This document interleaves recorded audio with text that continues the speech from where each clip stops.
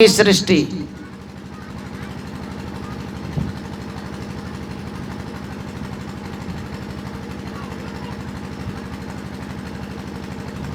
जिनकी दृष्टि में अपने आप परिलक्षित होता है, अपने आप को जो देखते हैं, सब में यही है परमात्मा की भक्ति की पूर्णता। संत ऋषि कहते हैं आत्मवत सर्वभूतेषु। देखिए, सभी जीवों में अपनी आत्मा को जो देखे, आत्मवत सर्वभूतेषु लोष्ठवत परद्रव्येषु मातृवत परदारेषु यह पश्यति स पंडितः।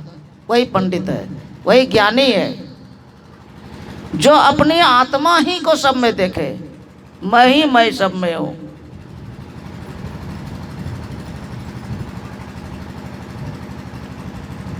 जो अपने आप को देख लेते हैं वो सबको देख लेते हैं, क्योंकि सबके अंदर में परमात्मा ने एक ही जीव को रखा है, एक समान जीव।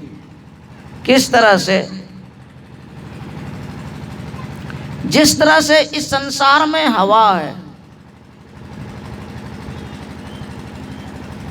ऋषि वाणी कहती है वायुर यथैको भुवनम प्रविष्टो। जिस तरह से इस भुवन भूलोक में, इस संसार में वायु प्रविष्ट है, रूपम रूपम प्रतिरूपो बभूव एकस तथा सर्वभूतांतरात्मा रूपम रूपम प्रतिरूपो बहिश्च।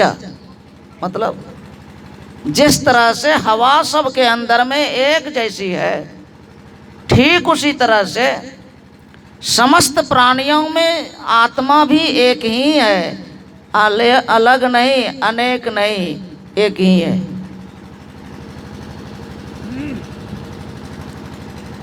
जो ऐसा देख लेते हैं वही भक्त, पूर्ण भक्त होते हैं, वे संत होते हैं।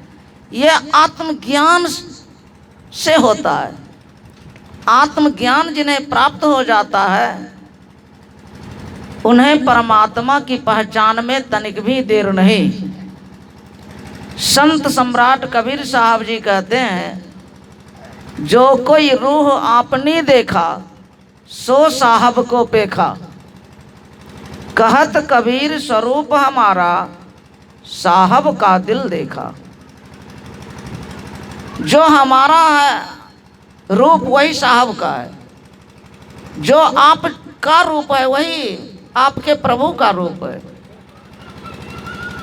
अपने आप को जो देख लिया, जो कोई रूह मतलब जीव आपने देखा, अपने आप जीवात्मा को जिसने देख लिया वही परमात्मा को देखते।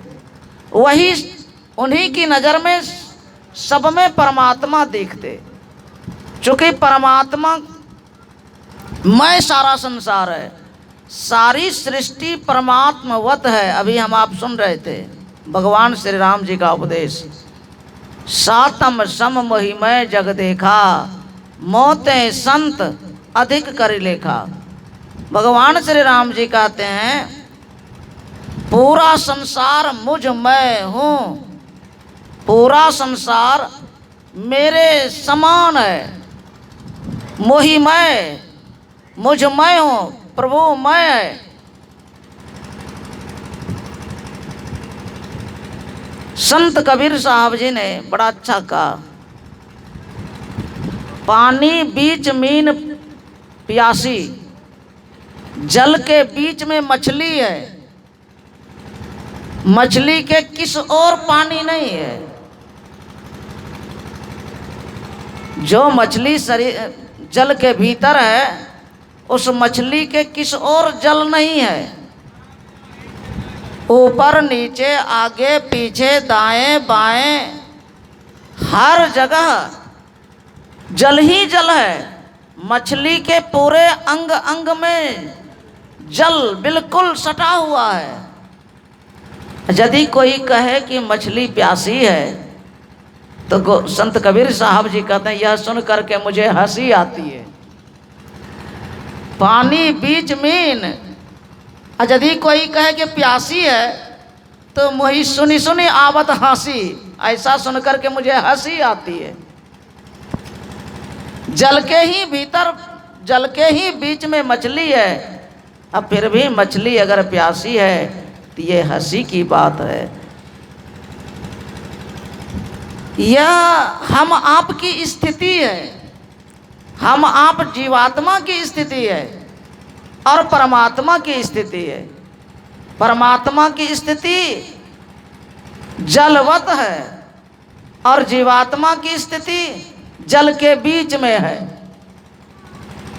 मछली की तरह से है। जीवात्मा के भी हर दिशा में परमात्मा बिल्कुल सटे हुए हैं, अलग नहीं है।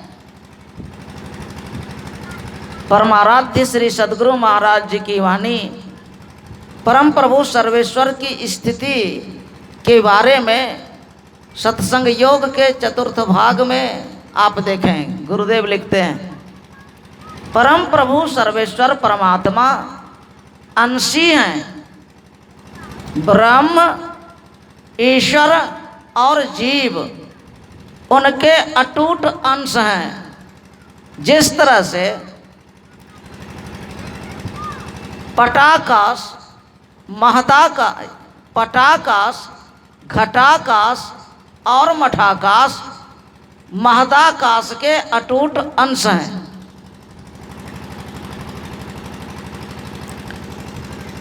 ठीक उसी तरह से परम प्रभु सर्वेश्वर अंशी हैं और ब्रह्म ईश्वर जीव उनके अटूट अंश हैं।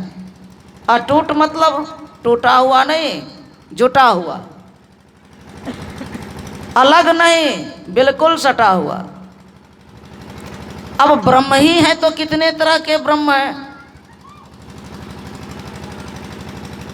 इसकी व्याख्या स्पष्टीकरण गुरुदेव ने किया है। ब्रह्म को स्पष्ट रूप से गुरुदेव ने समझाया कि सच्चिदानंद ब्रह्म, ओम ब्रह्म, पूर्ण ब्रह्म, निर्गुण ब्रह्म और सगुण ब्रह्म, ये 5 तरह के ब्रह्म होते। सच्चिदानंद ब्रह्म, ओम ब्रह्म, पूर्ण ब्रह्म, निर्गुण ब्रह्म और सगुण ब्रह्म, ये 5 तरह के ब्रह्म हैं।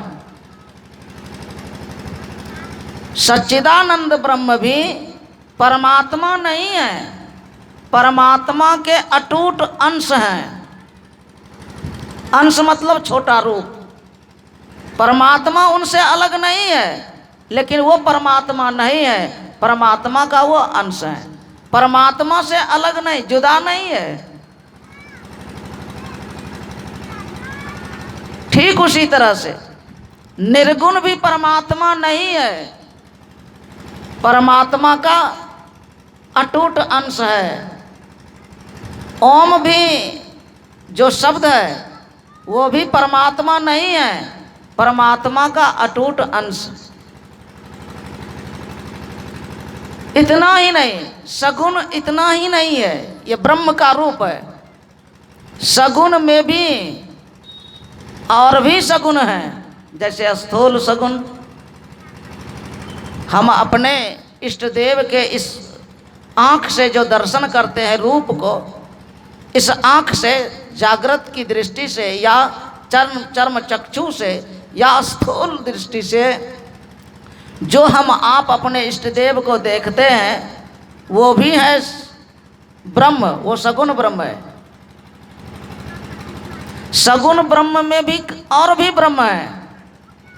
स्थूल सगुण ब्रह्म, स्थूल सगुण साकार, फिर सूक्ष्म सगुण साकार। देखिए कितना ब्रह्म है। सगुण भी का कई रूप है, स्थूल, सूक्ष्म, साकार और सूक्ष्म निराकार, इतने ब्रह्म हैं। सूक्ष्म निराकार ब्रह्म कौन है?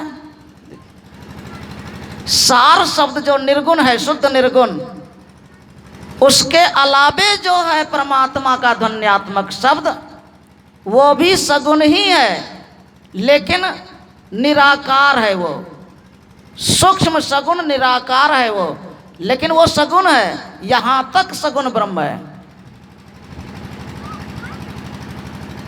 इसके अलावे ईश्वर, ईश्वर में परम पूज्य संत श्री साई साहब जी कहा करते थे, ब्रह्मा विष्णु और शिव ये ईश्वर कोटि के त्रिदेव हैं त्रिदेव, लेकिन ईश्वर कोटि के हैं, ये सब ईश्वर हैं,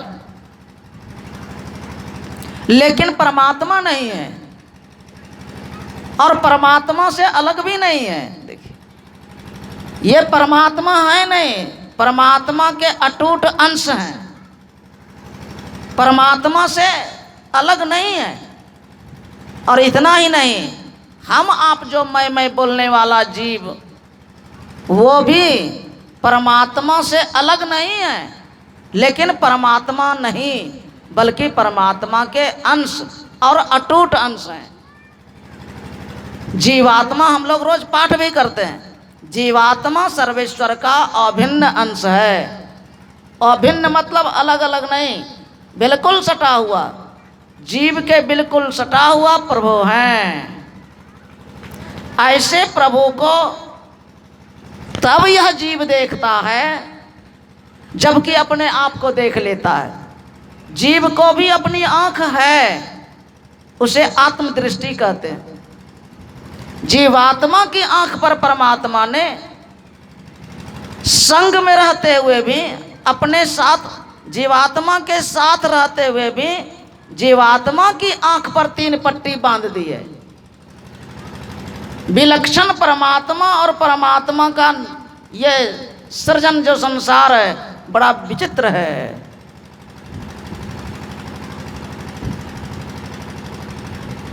परमात्मा की रचना बड़ा विचित्र है। परम पूज्य संत श्री साई साहब जी कहा करते थे, केशव कहीं न जाए का कहिए, देखत तु रचना विचित्र हरि, समुझी मन ही मन रहिए, केशव कहीं न जाए का कहिए। क्या कहूँ, इस कहा नहीं जाता है।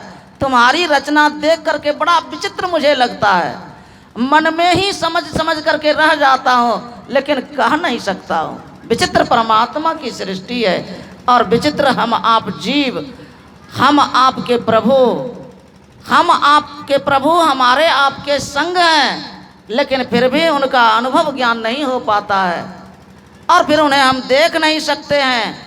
विविध तरह की परेशानी लगी रहती है, विविध तरह की समस्या आ जाती है, विविध तरह की कमियां मन में महसूस होती रहती है, जबकि सारी कमियां को क्षण में दूर करने वाले, सारी परेशानी को क्षण में दूर करने वाले, समस्त भारी से भारी संकट को भी जो क्षण में दूर करने वाले प्रभु हैं, जो प्रभु की सदा के लिए सुखी जीव को बना सकते हैं, ऐसे प्रभु संग में रहते हुए भी उन प्रभु को नहीं देख सकते।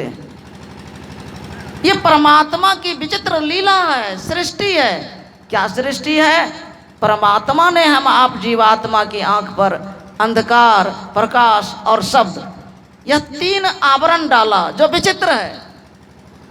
इस आंख से हम नहीं देख सकते। विचित्र उनकी लीला और उनका आवरण है, और बीच में यही दूरी भी है।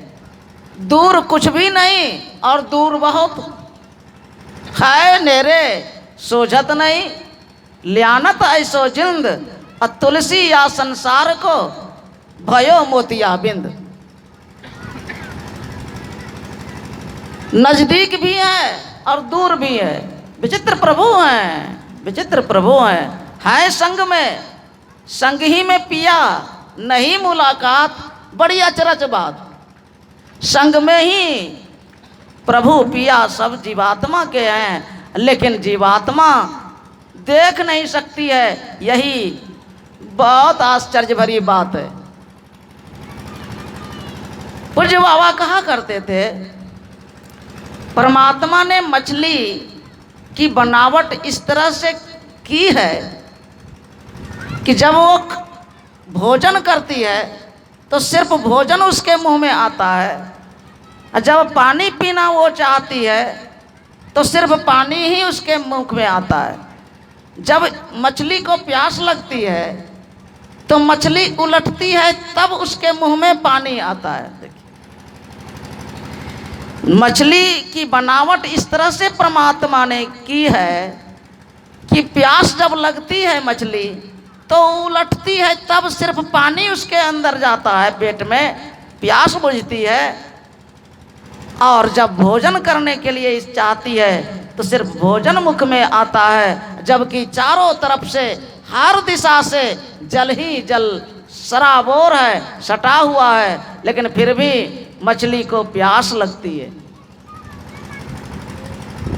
ये तो उदाहरण दिया, लेकिन हम आप मछली की ही तरह से हैं।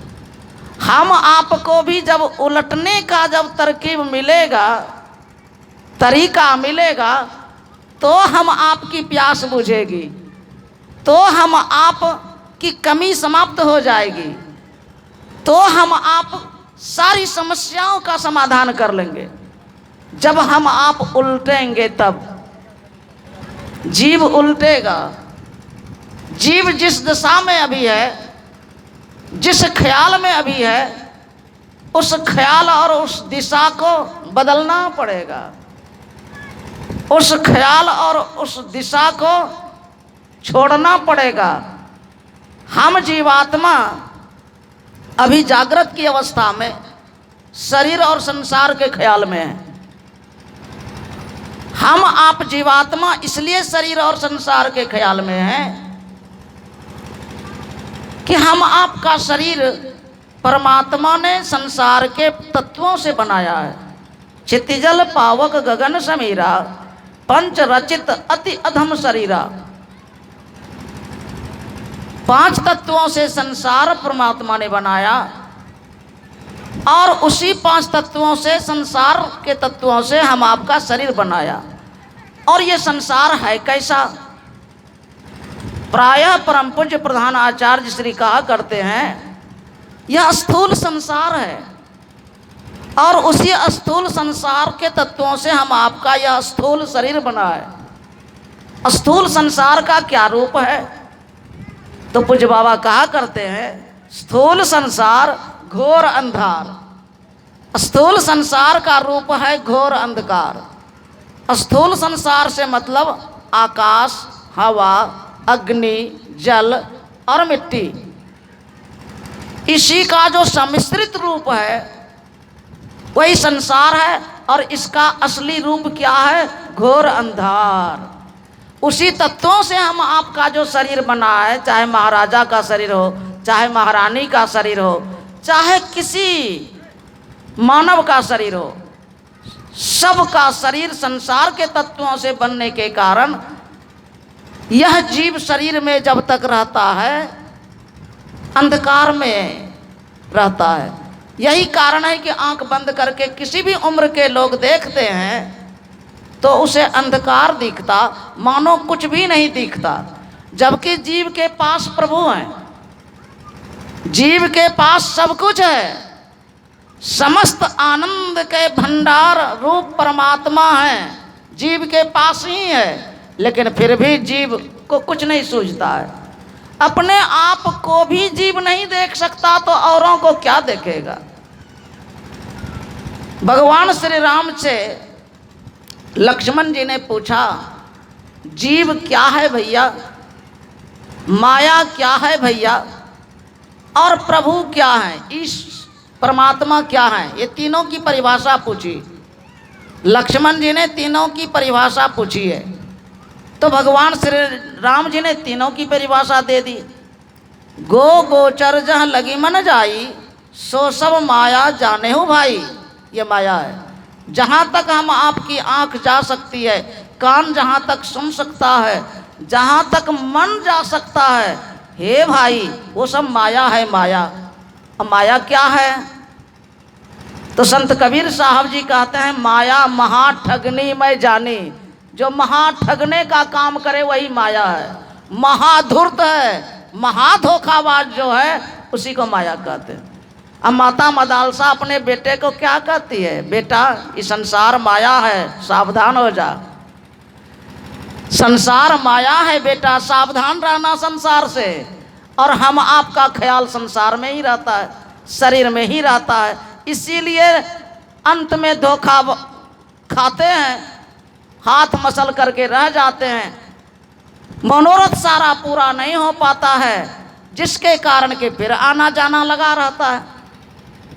जेती आशा तेती वासा, देहावसान समय चित्ते यद यद्विभावयेत तत्तदेव भवेत जीव इत्येव जन्म कारणम।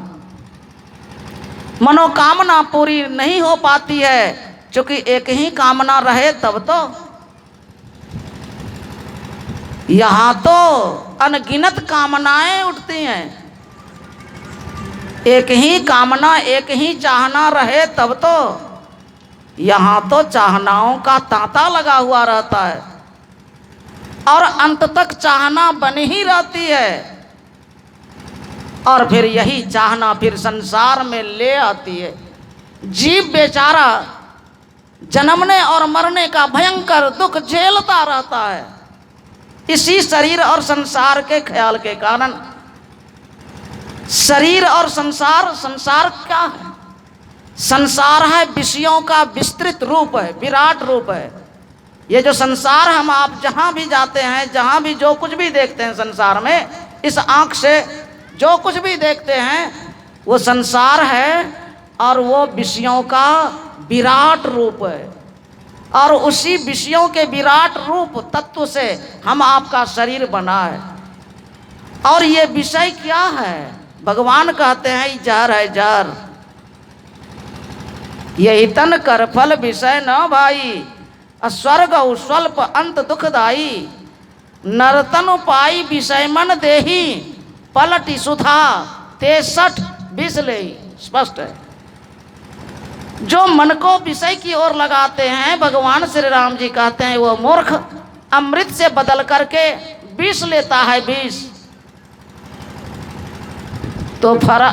तो फिर इसमें जिंदा रहने की क्या गुंजाइश है? जो विष पान करे उसको जिंदा रहने की गुंजाइश है? किसी तरह से वो जिंदा रह सकता है? जिंदा तो तब वो रहेगा जबकि विष को छोड़ करके अमृत प्राप्त करेगा, वही अमर हो जाते हैं। ये अमृत का रूप क्या है? अंधकार है विष का रूप, चूँकि अंधकार संसार के तत्वों का रूप है। और ये अंधकार में रहने के कारण मन हमेशा संसार के विषयों की ओर आशा करता है। गोस्वामी जी ने लिखा, जब लगी नहीं निज हृदय प्रकाश, और विषय आस मन माही। जब तक कि अपने अंदर में, हृदय में प्रकाश नहीं होगा और मन में विषय की आशा लगी रहेगी, तुलसीदास तब लगी तब तक जग जो निभ्रमत। तुलसीदास तब सपने हु दुख सुख नाही। तुलसीदास तब लगी जग जो निभ्रमत। संसार की जोनियों में तब तक वो भटकता रहेगा। कौन? जीव। जीव भटकता रहेगा।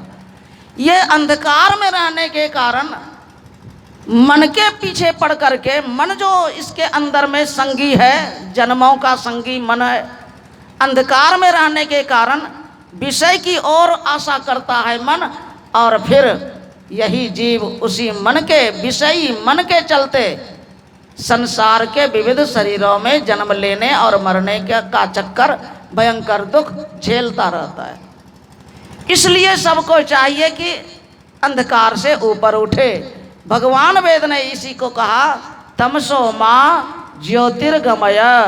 लोग विद्यालय में तो लिख देते, लोग कोई अपने दरवाजे पर भी लिखते हैं तमसो माँ ज्योतिर्गमय। लोग पढ़ते भी हैं, बहुत पढ़े लिखे लोग जानते भी हैं, लेकिन इसका मर्म नहीं समझते, उसको अपनी जिंदगी में उतारते नहीं हैं। इसलिए नहीं जीवन में उतरता, वो सत्संग से प्रेम रखते नहीं है। क्योंकि सत्संग ही समस्त अध्यात्म का मर्म स्पष्ट करने का काम करता है। अध्यात्म का जो गंभीर है रहस्य, इसका उद्घाटन सिर्फ सत्संग से होता है। वो भी सत्संग संत मत का सत्संग से होता है। वो भी सत्संग तो बहुत तरह के होते हैं, बहुत तरह के सत्संग होते हैं। कथा भी लोग करते हैं, विविध तरह की कथा, वो भी कहते हैं सत्संग हो रहा है। लेकिन नहीं, संत मत के सत्संग में जो गंभीर रहस्यों को समझाया जाता है और कथा में नहीं आप पाएंगे। इसीलिए गुरु महाराज ने लिखा, संत मता बिनु गति नहीं, सुनो सकल दे कान, जो चाहो उद्धार को बनो संत संतान। बिना संत मत का सत्संग सुने, बिना संत मत के सत्संग में बहुत स्थिर होकर के सुन करके बिना समझे सुंदर स्थिति को जीव नहीं प्राप्त कर सकता। सुंदर स्थिति मतलब अंधकार से प्रकाश में जाना, यह सुंदर स्थिति है। जो वेद का सूत्र जिंदगी में उतरता है, तमसो मां ज्योतिर्गमय, यह वेद का सूत्र है। सत्संग में आएंगे, सत्संग के गंभीर वचनों को जब स्थिर से आप सुनेंगे, समझेंगे और फिर जब अनुपालन आप करेंगे, तब आपके अंदर में वेद का सूत्र उतरेगा। क्या? अंधकार से आप ऊपर उठेंगे। तब आपके मन में होगा कि अंधकार से आखिर कैसे हम ऊपर प्रकाश में जाएंगे। तब आपको समझ में आएगा कि ये तो बिना सीखे होगा ही नहीं, ये तो बिना तरीका सीखे होगा ही नहीं। यही है सबसे गंभीर विषय कि यह जीव अंधकार से प्रकाश में किस तरह से जाएगा। यही सबसे परिश्रम करने की जगह है, अंधकार से प्रकाश में जाना। और प्रकाश में जब आप जाएंगे तब तो आपका हल्का हो जाएगा। उधर शब्द सुरत अभ्यास सरलतर, बिल्कुल हल्का हो जाएगा। उधर प्रकाश आप देखेंगे तो अपने प्रभु की अमृतमयी ध्वनि आपको सुनाई पड़ने लग जाएगी। प्रभु का जो ध्वन्यात्मक शब्द है वो सर्वव्यापक है। सर्वव्यापक मतलब अंधकार में भी हो रहा है। तमाम सृष्टि का जो आधार है वो शब्द ही है। शब्द ही से ईश्वर का निर्माण हुआ। त्रिदेव, जिसको त्रिदेव कहते हैं, ब्रह्मा विष्णु महेश, त्रिगुणात्मक जो हैं और अपार शक्ति के भंडार हैं, उसी से स्वर्ग लोक और वहाँ के निवासी का निर्माण हुआ। वो ज्योति है, ज्योति का रूप है। उसके बाद और विकृत हुआ, अंधकार का निर्माण हुआ। अंधकार में फिर आकाश वगैरह ये सब का निर्माण परमात्मा ने किया, जिसमें कि 84 लाख प्रकाश का स्थूल शरीर परमात्मा ने बनाया। तो यह ज्ञान अंधकार से प्रकाश में जाने का सिर्फ संत जानते हैं। गुरु का अर्थ ही होता है जो अंधकार से प्रकाश की ओर ले जाए। सीधी सी बात है, सबसे सरल परिभाषा है गुरु की। जो अंधकार से प्रकाश दिखाने का काम करे वही गुरु है। अंतर ज्योति भई गुरु साखी, यही गुरु की साक्षी है। तो यही अंधकार से जीव प्रकाश में जाता है, यही असली भक्ति है। इसी भक्ति को पूरा करके प्रकाश में जब जीव जाता तो शब्द पकड़ने की योग्यता उसके अंदर में हो जाता। अंधकार में भी शब्द हो रहा है सर्वव्यापिनी ध्वनि राम वही, सर्वकर्षक हरि कृष्ण नाम वही, है परम प्रचंडिनी शक्ति वही, है शिव शंकर हर नाम वही। अंधकार में लेकिन पता नहीं चलेगा। प्रकाश में जब आप जाएंगे तो अपने आवाज आपको सुनाई पड़ने लग जाएगी, क्योंकि मन स्थिर हो जाता है। मन की तरंग मार लो बस हो गया भजन। मन की तरंग हटती है सुषमना में जब जीव प्रवेश करता है। मन जब सुषमना में स्थिर होता है तो फिर इसको हिलने डुलने की जगह नहीं मिलती है। ये फिर अब संसार के ख्याल से परमात्मा की ओर अब मुड़ता है। यह होता है सुषमना में प्रवेश करने से, जो कि ज्योति का महल का दरवाजा है, जो परमात्मा के महल का दरवाजा है, जो दशम द्वार है। इसी को भगवान कृष्ण जी ने कहा नासाग्र, इसी को भगवान श्री राम जी ने कहा मोक्ष का दरवाजा। यही है अमृत का दरवाजा, क्या? सुषमना। यही असली है मजबूती लाने वाली भक्ति, यही है सुषमना ध्यान। तो माता सबरी ने सब तरह की भक्ति पूरी कर चुकी थी। खुद भगवान ने कहा सकल प्रकार भगति दृढ़ तोरे, सब प्रकार की भक्ति तुझमें मजबूती के साथ है। सब प्रकार में तो 9 तरह की ही तो भक्ति होती है।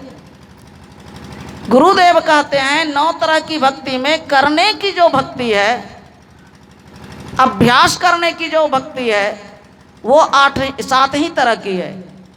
7 तरह की भक्ति में स्थूल सगुण साकार भक्ति हो जाती है, फिर सूक्ष्म सगुण साकार भक्ति हो जाती है, फिर सूक्ष्म सगुण निराकार भक्ति होती है, और फिर शुद्ध निर्गुण निराकार भक्ति होती है। यही भक्ति का प्रारूप है। और नवधा भक्ति में 7 ही भक्ति गुरुदेव ने कही है, ये करने की चीज़ है। ये गुरुदेव स्पष्ट करते हैं। भगवान श्री राम जी जो सुनाते हैं, नवधा भक्ति में सबसे पहली भक्ति संतों का संग, फिर उनकी कथा को, उनके शब्द को, अमृतमय शब्द को खूब हृदय से, खूब लगनशीलता से, जो खूब जिज्ञासा के साथ जो सुनते हैं, ये दूसरी भक्ति है। लेकिन स्थूल भक्ति है। फिर अंदर की ज्योति कैसे जगेगी, इसका तरीका संत सदगुरु का जो बताया हुआ है, जो सीखते हैं, वो तीसरी भक्ति है। और फिर गुरु की प्रसन्नता, गुरु की कृपा की जरूरत है। ध्यान में आगे बढ़ने के लिए गुरु की कृपा की जरूरत है। गुरु महाराज जी ने लिखा, और आप सब पुराने भक्त जानते हैं, बिना गुरु की कृपा पाए नहीं जीवन उधारा है। ये गुरुदेव की वाणी अमृतमयी है। बिना गुरु की कृपा पाए जीवन का उद्धार नहीं। तो गुरु की कृपा के पात्र कैसे बनेंगे हम? इसीलिए गुरु महाराज जी ने लिखा, तन मन धन को अर्पी गुरुपद सेव करो, मैं ही आज्ञा पाली दुस्तर भव सुख से तरो। हम आपके अंदर में गुरु की कृपा जब बरसेगी तो ध्यान करने में बड़ा बल मिलेगा। गुरु की कृपा के पात्र जो हो जाते हैं शिष्य, वो अंतर की ज्योति जगाने में सक्षम हो जाते हैं। गुरु की भक्ति साधु की सेवा, बिनु नहीं कछु पाई हो, ध्यानाभ्यास करो सद सद ही चातक दृष्टि बनाई हो। ये चातक की दृष्टि बनेगी कैसे? इसके लिए गुरु की भक्ति, तन मन धन से सेवा, और साधु संत की भी सेवा, ये दोनों आवश्यक है। ये गुरुदेव का वचन है, ये गुरुदेव का आदेश है। अगर ध्यान में आप उन्नति चाहते हैं तो गुरुदेव के आदेश को आपको सिरोधारी करना पड़ेगा। ये तीसरी भक्ति है सगुण स्थूल, स्थूल सगुण साकार भक्ति है, ये भी आवश्यक है।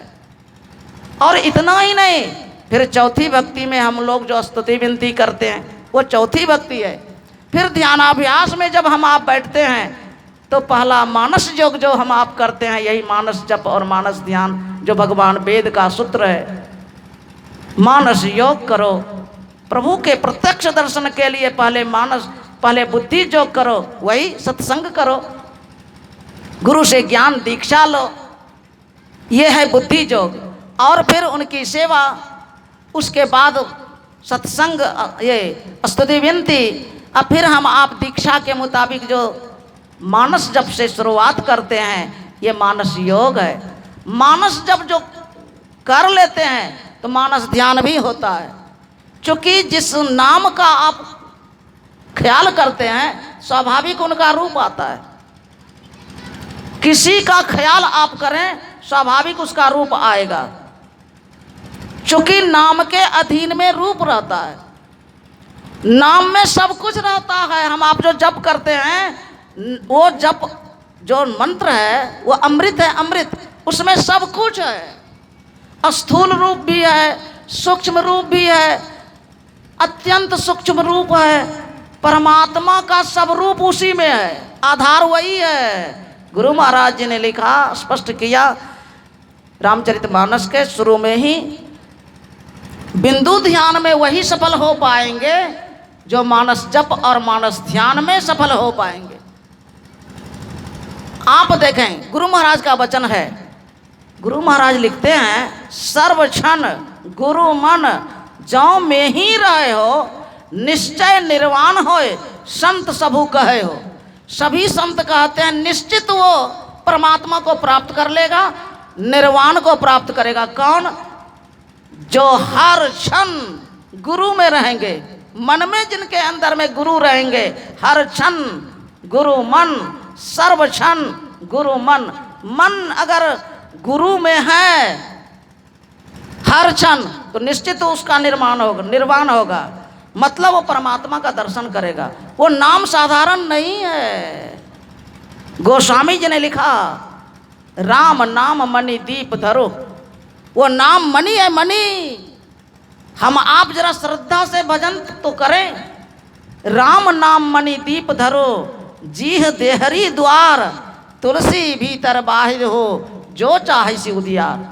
आधार है जप ही। जप नहीं बनेगा तो मानस ध्यान नहीं बनेगा, मानस ध्यान नहीं बनेगा तो फिर बिंदु ध्यान तो बन ही नहीं सकता।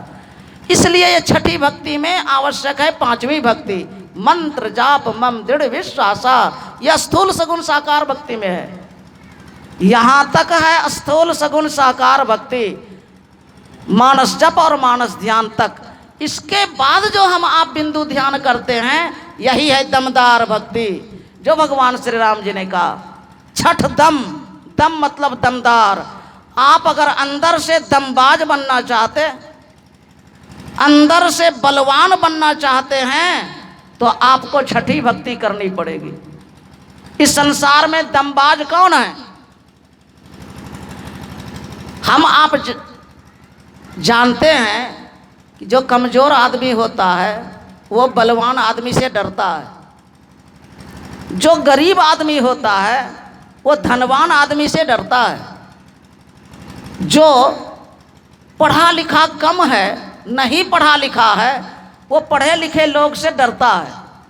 आप जानते हैं, पहलवान भी किसी से डरता है, धनवान भी किसी से डरता है, और विद्वान भी किसी से डरता है। ये तीनों अगर किसी से डरता है तो वो चरित्रवान से डरता है। यही असली दम है, यही असली दम है, यही असली दम है। गुरु महाराज जी से एक अन्य संप्रदाय के साधु बोलने लगे कि महाराज, बिना चमत्कार के नमस्कार नहीं। गुरु महाराज कहते हैं, चमत्कार आप किसको कहते हैं? त्रेता युग में रावण से बढ़कर के कौन चमत्कारी था? जाओ उसी को नमस्कार करना। अरे सुन लो असली चमत्कार क्या है। जो जिंदगी भर अपने को सदाचार के अंदर रख लिया, जो जिंदगी भर सुंदर चरित्रवान बन करके अपने को रख लिया, इससे बड़ा और कोई चमत्कार नहीं। यही दमबाज है, तीनों लोकों में दमबाज है। चरित्रवान की प्रशंसा, बड़ाई देवता लोग भी करते हैं। संयमी की चाहना देवलोक भी करते हैं। देवता भी संयमी की प्रशंसा करते हैं। स्वर्ग लोक में भी इनकी प्रशंसा होती है। महान सती अनुसुईया की प्रशंसा नारद जी ने त्रैलोक में जाकर की कि नहीं? बैकुंठ में जाकर के लक्ष्मी महारानी के पास जाकर के कह दी कि अभी मत पूछो माता, अभी धरती पर जो है अनुसुईया सती पतिव्रता मुझे तो नजर में नहीं आती है और कहीं। बड़ा गुस्सा आया। अब फिर ब्रह्मानी के भी यहाँ ब्रह्मलोक में जाकर के कह दी कि अभी जो मैं धरती पर अनुसुईया को देखता हूँ पतिव्रता, ऐसा तो मैं कहीं देखता ही नहीं हूँ। उसको भी क्रोध। अब फिर कैलाशपुरी में भी जाकर के पार्वती मैया के भी पास बोल गए। देखिए, धरती के जो चरित्रवान होते हैं, चाहे माता और चाहे पुरुष, उसकी बड़ाई देवता लोक में भी होती है। ये ऐसे दमबाज होते हैं, सबसे बड़े दमबाज हैं यही चरित्रवान, जो भगवान श्री राम जी ने कहा निरत निरंतर सज्जन धर्मा। वो हर वक्त 24 घंटा सज्जनों के धर्म में चलने वाला हो जाता है। कौन? जो छठ दमशील, जो दमदार भक्ति करता है। मानो इंद्रियों को दमन करने का जो साधन है वह है बिंदु ध्यान। वो है इंद्रियों के घाटों से ऊपर उठाने वाला साधन। दृष्टि साधन इंद्रियों से इस जीवात्मा को ऊपर उठाने वाला साधन है, वह है बिंदु ध्यान। वही है सुखमना ध्यान, वही है नासाग्र ध्यान, यही है दमबाज भक्ति।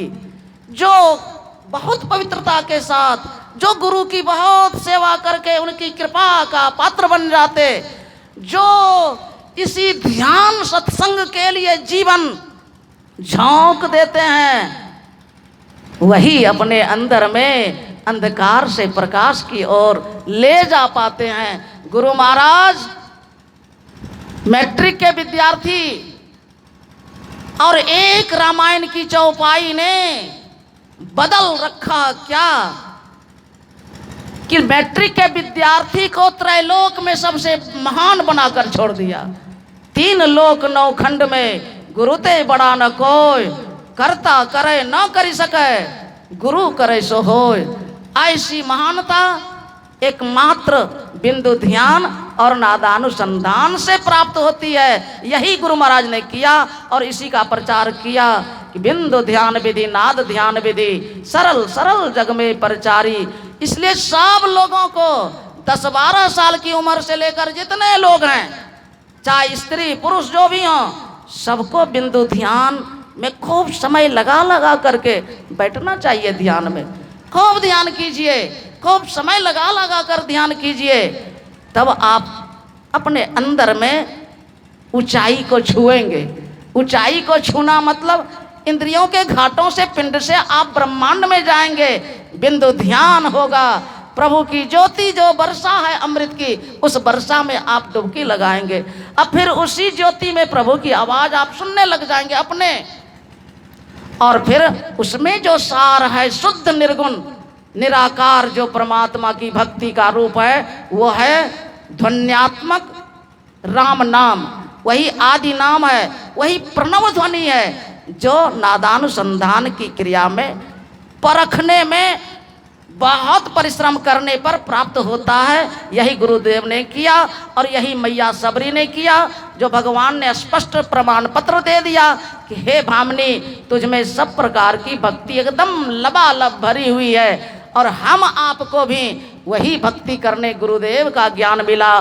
सत्संग नित और ध्यान नित, रहिए करत संलग्न हो, व्यभिचार चोरी नशा हिंसा झूठ तजना चाहिए। यही थोड़ा सा मैंने आज के पाठ का सार आपको सामने रखने का प्रयास किया।